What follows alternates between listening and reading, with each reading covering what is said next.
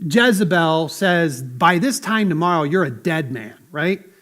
And Elijah looks around and there's all of the crowd that was chanting, the Lord, he has got, nobody could be found because nobody wants to face off with Jezebel. Nobody wants to stand alone with Elijah or be in the hot seat with Elijah. Nobody's willing to go through that persecution or face off with her. And so Elijah's by himself, and Elijah gets discouraged, and Elijah takes off, and he goes and pouts under a juniper tree, right? It's that famous juniper tree that he's depressed, and he's down, and he's emotionally discouraged. And God comes to Elijah and says, what doest thou here, Elijah? And that's such a great question, right? He says, what are you doing here? Why are you under this juniper tree, sucking your thumb, so to speak, in this bout of depression? And Elijah defends himself to the Lord. Imagine that. Elijah says, Lord, you don't understand. God, I've been very zealous for you. I've been the one that's been wanting to bring revival to this nation, and I've given my all to make it happen. And these people don't appreciate it. I thought that, revival was going to happen when you send fire from heaven, and it didn't. And if that doesn't bring revival, God, then what possibly can? And God says, all right, Elijah, I need to teach you a lesson. I'm going to need you to go down, take rest, eat. The angel tells Elijah, eat, take your rest, because the journey's too great for you. You're about to go on a long journey.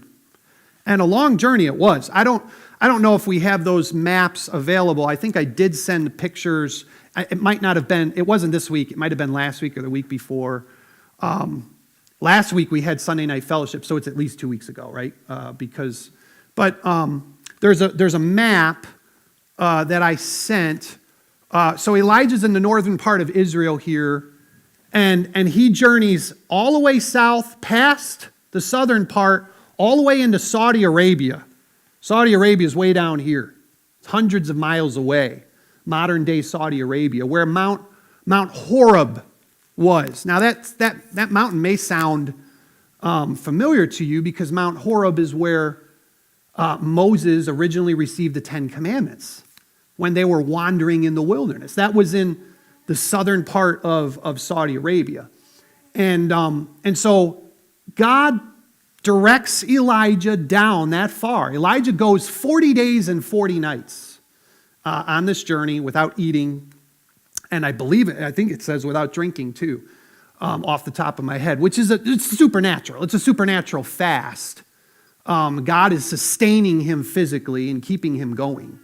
But he goes down to Horeb, he goes down south there, and he reaches the mountain, and he finds a cave, and he goes in the cave, and then God makes three big things happen. First, there's a great whirlwind, and I may get these out of order, but there's a great whirlwind. Maybe think of a tornado, and it's a tornado that the wind is so great and furious that it's renting the rocks, it's ripping the rocks, casting rocks against each other and breaking rocks open. I mean, it's a strong wind. But the Bible says that God is not in the strong wind.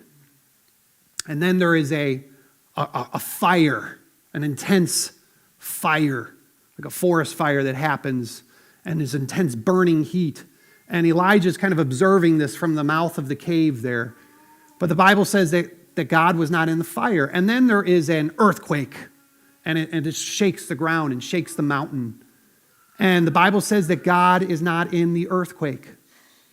And then, as Elijah's standing there, after those three massive, incredible, outward things happen, the ground shakes, the wind, the fire, then the Bible says a still small voice comes to Elijah. And when Elijah hears that still small voice, the Bible says he covers his face with his mantle because he knows who it is that's talking to him. He knows that it's God. And the whole point behind that lesson, and the whole reason why God wanted him to journey all the way down south to Saudi Arabia, is he wanted to bring Elijah back to where it all happened. back to Mount Horeb, where he originally gave them the law, where he originally gave Israel the law, where the covenant, the Mosaic covenant was originally set up, where the people agreed God will be our God and we'll be his people. And so where that was all accomplished and God thundered up on top of the mountain there, God is bringing Elijah back to him and he's saying, listen, me thundering on the mountain was to show the Israelites that I am God. But thundering on a mountain doesn't change anybody's heart. If you remember actually the occurrence when God thundered on the mountain, the people responded by saying, Moses, you go to God for us. We can't approach him. If we do, we'll die. And the thundering God of the mountain doesn't invite people close to him. It drives people away, right? Now, God was establishing his holiness and was establishing, the respect and the fear of the people in their hearts. And that's good. The fear of the Lord is the beginning of wisdom, as the book of Proverbs tells us, right? And so since they were at the beginning of the relationship with God, you have to establish that fear in the first place. Any teacher who's been teaching for any amount of time knows that the first day of school, you start maybe, kind of nice with introductions and everything, but the first time a child breaks a rule, you come down hard on that and you establish yourself that you're not going to be a teacher that's going to be pushed around. You can always start harsh and loosen up. That's always easier to do than starting, all right, this entire year is going to be an entire vacation for everybody. And then later on, you got to tighten your grip later on. And the students think that you turned into a witch. But there's a strategy behind that. And that's why it says the fear of the Lord is the beginning of wisdom. And so God established that fear at first on the mountain, but now he comes to Elijah in the same place and says, listen, it's the still small voice. It's the relationship that I want to have, I want to establish with my people, and I want to turn their hearts back to me. And that's when revival is going to happen. And Elijah, I called you to be my prophet, to carry my message. But if the people reject it in their hearts, that's not on you. That's not your responsibility. Your responsibility is to carry the message. You can't determine whether or not they're going to hear it, whether or not they're going to accept it. And I'm telling you, that is a message that every witness of the gospel needs to get down. Anybody who's a witness, preachers and pastors, evangelists, but also everyone who's a Christian, everybody in this room. When we take witnessing seriously and we really want to see that person saved, maybe you got together with unsaved family this Thanksgiving. You sat around the table with unsaved family and you tried to look for ways to bring up the gospel, and maybe you even did, and they just kind of shut you down cold, and you walked away maybe a little bit discouraged because they didn't accept the message. And it's easy to become discouraged when, there's not tangible results to your efforts. And God says, your job, Elijah, is to carry the message. Leave the results to me. Trust me with the results. And so then what does he tell Elijah in the next part of that chapter? He says, all right, here's what I want you to do. Now that I gave you that object lesson that you traveled hundreds of miles to receive. He says, I want you to go anoint, I believe it was Hazael, king of Israel, and anoint, I forget who it was, king of Judah, southern kingdom, and anoint Elisha to be prophet in your stead. Or Jehu, it was Jehu, king of the north, I remember that. And so his job for the rest of his ministry, the mandate that God gave Elijah, is I want you to reach and disciple, more or less? 3 people.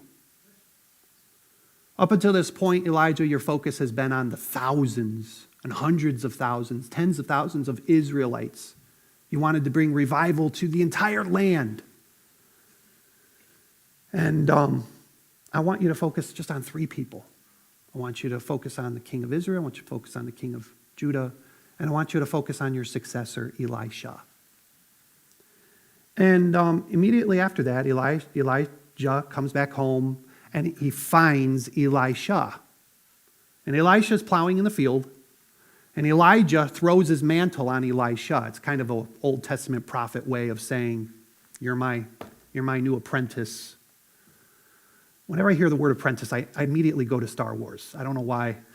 You're my young apprentice, But anyway, Elijah throws his mantle on Elisha and says, here, I'm mentoring you. You're going to take over when I'm dead. And Elisha, if you read the story, Elisha says, first let me go bury my father and my mother, right? And what is he saying? He's not saying he's going to bury his father and his mother that day. He's not going to go back home and take them out so that he can leave. He's saying, I'll follow you, but let me wait until my parents grow old and die, and I don't have ties to working for them and ties to plowing their fields. And when I'm old enough to make the decision, then I'll follow you. And Elijah responds and says to Elisha, Hey, pal, it's not me. I'm not the one that called you. It's God that's called you. So you take it up with him.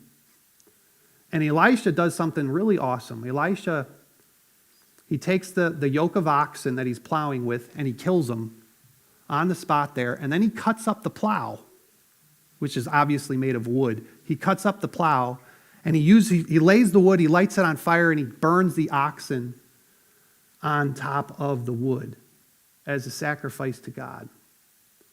And what is he doing there? Those oxen were his means of livelihood. Those oxen were the ones that he was going to come back to. Those oxen were the ones that he was going to plow his parents' fields with. And by burning it all, it's an act of faith saying, all right, I'm saying goodbye to my old life. And Elijah, I'm following you. And the rest of the book from chapter 19 and on follows really the ministry of Elijah and the things that he kind of accomplished. And Ahab is king most of the time, but the focus is Elijah. That's why we know so much about Ahab, because of Elijah's interactions with Ahab. I don't think the focus, God's purpose was to focus so much on the wicked king Ahab as it was to focus on the ministry of Elijah and Elisha to call Israel back from the northern kingdom, back from its abandonment of the Mosaic covenant, the covenant that God had made with Israel so many years before. So we'll pick up there next time. And again, I know it's only 6